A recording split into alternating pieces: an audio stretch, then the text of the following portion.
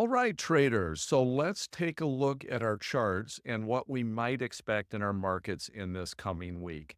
So I'm still optimistically bullish, but I have to have a little more caution because there's some Fed announcements and things like that coming up this week. But as we look at the technical analysis of our charts, we can see all these places in here where I've drawn in support and resistance lines as I see them looking at a daily chart.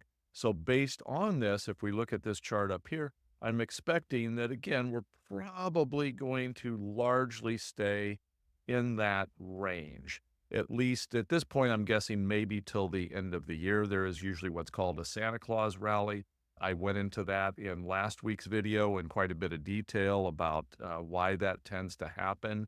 And it has to do with hedge funds putting on what's called window dressing. But at the end of the day, I'm expecting that we're probably just going to chop a little sideways here, or maybe we might bounce to new highs. You can see that we're very much continuing to respect this long-term channel here. Now, in addition to that major channel, we also have a little bit of a tighter uptrend line that I can draw essentially in that range. So if this were to break here, maybe it comes back down to that lower part of that new uptrend line or that steeper uptrend line. But again, overall, I'm looking for this larger channel to remain in place. Right now, just anticipating a little chop here at the top. Let's take a quick look at the volatility index on the SPX and see if that gives us any different clues. So the volatility index does not. It's down here very low.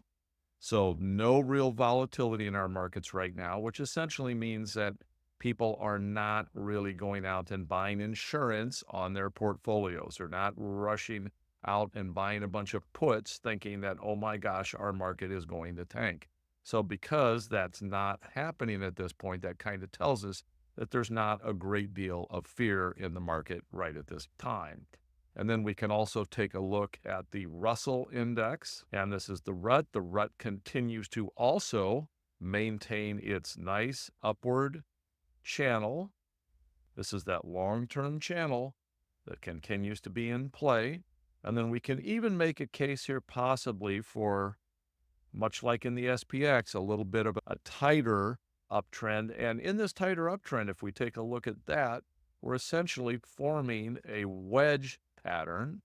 Wedges often break out to the upside as well. I'm not anticipating this breakout anytime soon. I'm anticipating that we might pull back down into here, rally back up. Again, I'm envisioning a wide channel here for the foreseeable future. And RUT did hit, this bar up here was all-time highs on RUT. As you recall, in last week's version of this, I pointed out that we were coming right up. We were right at the top of that. So I was anticipating a bit of a rollover in the RUT as well. And again, that rollover probably maybe down into this area. Seems logical on that. That's where I expect RUT. And then let's see, last week I was a little unsure as to what is the VIX symbol, the volatility symbol for the RUT. I thought it was RVX, but I wasn't getting to pull it up. It is actually RVX. There's two symbols here, three symbols with RVX, so I just need to select the right one. So this is the volatility on the RUT index. And again, very similar thing here. You can see that the volatility of the Russell index is also quite low. No real expectations, no real fear building around that Russell index at this point.